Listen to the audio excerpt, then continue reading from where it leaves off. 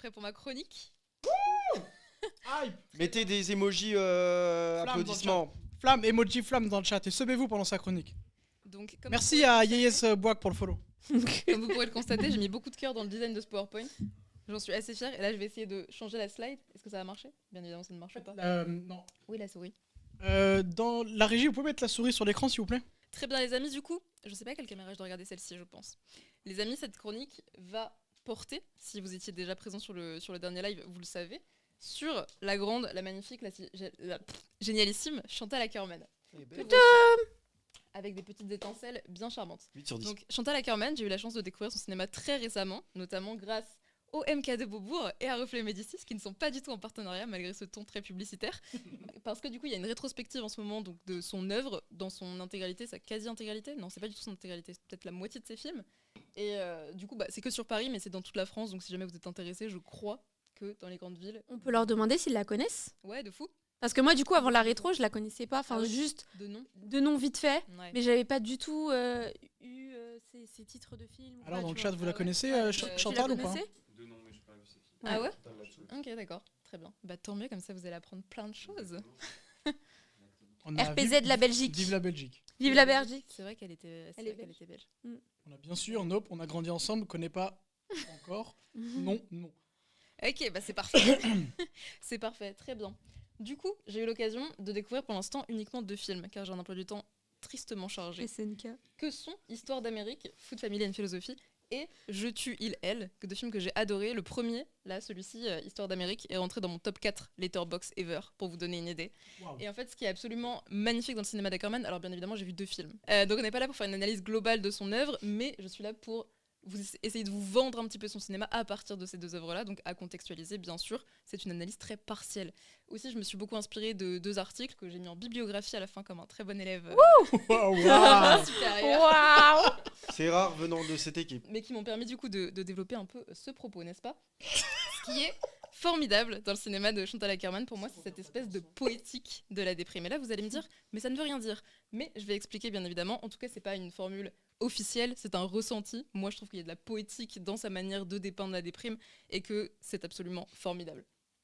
En fait, il y a une question principale, la question principale qui sous-tend les films de Chantal Akerman, c'est une question existentielle un peu classique, c'est-à-dire que c'est comment vivre, comment faire pour vivre. C'est l'article dont je me suis inspirée qui dit ça, donc encore une fois, c'est pour le coup une approche qui m'a l'air d'être plus globale, pas uniquement basée sur ces 2 films. Et ce qui est super intéressant, et ce qui se ressent beaucoup, et moi qui m'a beaucoup marqué, qui m'a beaucoup touchée, c'est qu'en fait, dans le cinéma de Chantal Akerman, on sent cette oscillation permanente entre vie et survivance. Alors, l'article l'expliquait pas spécialement, mais moi, ce que j'ai compris, c'est que la vie, c'est plutôt la vie légère, c'est la vie insouciante, la vie naïve, la vie libre, c'est grosso modo quand on n'est pas déprimé. Et la survivance, c'est plutôt cet état où on essaye désespérément d'avancer, de se dépatouiller, mais qu'on porte une espèce de fardeau émotionnel ou que les actes du quotidien potentiellement sont durs. Et en fait, on sent dans les 2 films que j'ai vus en tout cas, et c'est très marquant la manière dont c'est mis en scène, cette tension permanente entre survivance et vie. Donc on sent que Chantal Akerman, elle a un bagage, mais on sent qu'elle essaye de se dépatouiller pour arriver à quelque chose de plus lumineux. Et ce point de fuite, il semblerait que ce soit le cinéma. En fait, ce qui est aussi important, ce qui m'a marqué, c'est que cette sensation de déprime dans les films d'Akerman, elle est très globale. C'est-à-dire qu'elle n'est pas orientée vers un objet spécifique. Il n'y a pas une source de déprime où il n'y a pas de thématique de déprime qui en ressort. Après, j'ai pas vu assez de films pour le dire, mais c'est ce que semblait dire l'article aussi. Et justement, en fait, il y a cette pesanteur qui est un peu enveloppante dans ces films et que moi, j'ai trouvé vraiment un peu à la fois oppressante, mais pas complètement déprimante non plus, parce qu'il y a cette fureur quand même de vivre.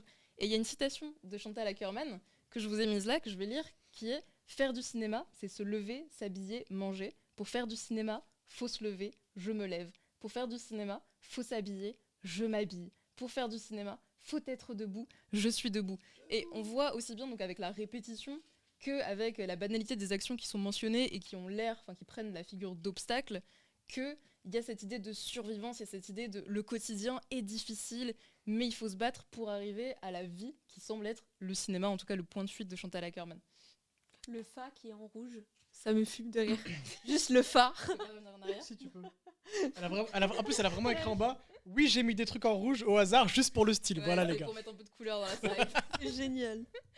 Et C'est il y a Chantal. Boris Leman, qui est un réalisateur aussi. Boris Leman qui dit que dans les films de Chantal Akerman, en fait, il n'y a pas de happy ending, il n'y a pas de résolution. Et c'est vrai que ça m'a marqué aussi dans les 2 films que j'ai vus, c'est-à-dire qu'il n'y a pas de linéarité ou de progrès nécessairement dans les films. Il y a vraiment plutôt un parcours de vie, mais pas nécessairement vers le mieux. Et ça pourrait être ultra déprimant. Moi, je trouve que ça ne l'est pas du tout, parce qu'en fait, c'est juste des moments de tentative d'accomplissement de soi, ou des moments justement de survivance, où on sent que ça patine un peu, on sent que c'est compliqué, on sent que trouver la motivation de faire les choses est difficile. Et si vous avez connu des périodes de déprime, en fait, si vous avez connu des périodes de déprime, peut-être que vous vous retrouverez pas mal dans les films de Chantal Akerman. Moi, ça a été le cas. J'ai un peu pensé à mon vécu, même à mon présent. Et cette oscillation entre vie et survivance, elle m'a beaucoup marqué, beaucoup touchée. Et il y a une phrase qui résume un petit peu l'esprit de son œuvre et qui le fait tellement bien que j'ai même pas voulu la paraphraser, parce que ça n'aurait été que du vol. Elle est longue, la phrase. Hein. La phrase est longue, c'est pour résumer un petit peu l'intention, ce qui se dégage du travail de Chantal Akerman. L'article dit « Un fil traverse son œuvre, une mémoire, un enfermement, une ambivalence face au plaisir et souvent un engagement à s'accomplir coûte que coûte et à faire face à cette forme de prison invisible qui empêche la complétude des personnages et des personnes qu'elle filme, se dégager de son histoire, de l'histoire, y échapper, vivre sa vie, là est toute la difficulté. » Et je trouve ça extrêmement beau, extrêmement juste par rapport à ce que j'ai vu. Je précise qu'elle mentionne l'histoire avec un grand H parce que Chantal Akerman a quand même un passif très lourd puisque sa mère est une rescapée des camps de concentration. Ah ouais. Donc quand je parle de problématiques globales et de déprime globale, il y a quand même des thématiques un peu qui sont mentionnées, mais on sent que rien n'est très spécifiquement visé. C'est ça qui est intéressant. Donc j'espère que ça vous a convaincu d'aller voir du Chantal Akerman. Croyez-moi, c'est pas aussi déprimant que je l'ai dépeint. En tout cas, moi j'ai trouvé ça juste formidable et poétique. Mes sources. Oh, bravo. Génial. C'est très très bien. Très C'était bien. cool. Ouais, c'était Ça cool. m'a donné envie du coup Ça de me voir. donne envie. Ouais. Ouais. Ça fait plaisir. Très cool. Et j'aimerais juste ajouter un truc. J'ai pas parlé trop longtemps, ça va? Non, ça va. Non, J'aimerais 30 juste- En fait, il y a un article là, celui-ci, Chantal Akerman entre auto-éthographie et banal, un féminisme des interstices, qui est hyper intéressant parce qu'en fait, il explique que, c'est le point de vue de l'auteur, hein, c'est pas une vérité générale, que les films de Chantal Akerman sont féministes non pas parce qu'ils ont des thématiques féministes, mais parce qu'elle entreprend un renversement de la hiérarchie de ce qui est considéré comme banal ou important, et que justement, elle remet sur le premier plan, elle requalifie les tâches quotidiennes féminine, parce que la hiérarchie de ce qui est important, de ce qui est banal est très genrée bien évidemment, d'autant plus dans les années 70, et elle renverse cette hiérarchie-là, faisant des tâches considérées comme féminines, en l'occurrence des tâches ménagères, domestiques, comme des tâches importantes. Je crois que cette phrase syntaxiquement n'a aucun sens, mais c'est pas grave. Et j'ai trouvé que c'était un point hyper intéressant et que c'était une manière d'analyser les films sur un plan féministe auquel j'avais jamais réfléchi. Donc voilà, je vous encourage à aller le lire. Et J'ai une voilà. question. Oui.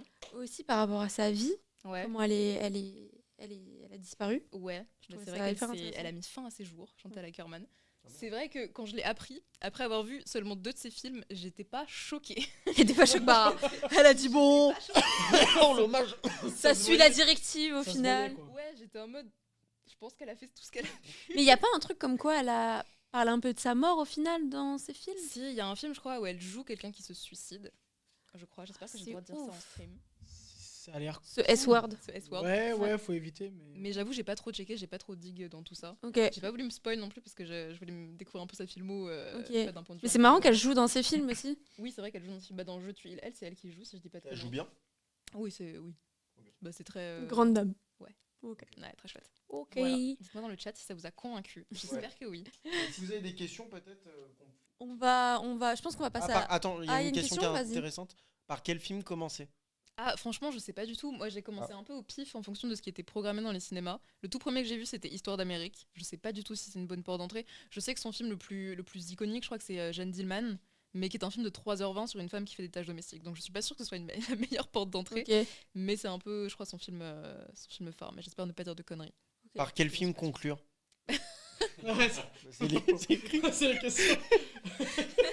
Je sais pas, prenez-les dans Ah, la par contre, il y a un très Ah, il y a- beau commentaire. Ouais. Franchement, c'est pas des sujets auxquels je m'intéresse de base, mais c'est grave intéressant et Yuna est tellement passionnée que tu bois ses paroles. Ça fait trop plaisir. Ah, ça c'est bien. Bah franchement, tu m'as motivée. J'avais découvert en cours d'écriture où notre prof rigolait sur le fait qu'elle hantait les locaux de notre école, MDR. Ok, Ah, ok. d'accord.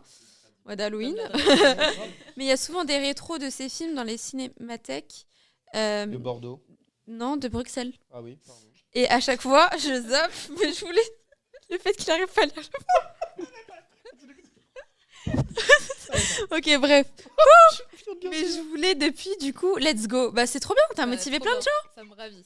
C'est quoi le sujet? C'est les bronzés. Alors non, Crimo, c'est pas les bronzés. Mais la prochaine fois, d'ailleurs, Michel Blanc qui est décédé. C'est pas les bronzés, il a dit c'est quoi le sujet, les browsers. Non. Mais pourquoi personne sait lire? Mais personne sait lire. Personne sait lire dans ce club. Putain. C'est un truc de fou. Mais tu sais que c'est la deuxième fois que je me trompe avec le mot bronzé. Tu te souviens, toi? Browser, oui. Quand on avait dit, t'es bronzé? Oui. Mais Et non, après, je suis t'avais dit bronze. C'est bronze. Putain. Surveillons parce qu'on parle Oui, de bref. légende.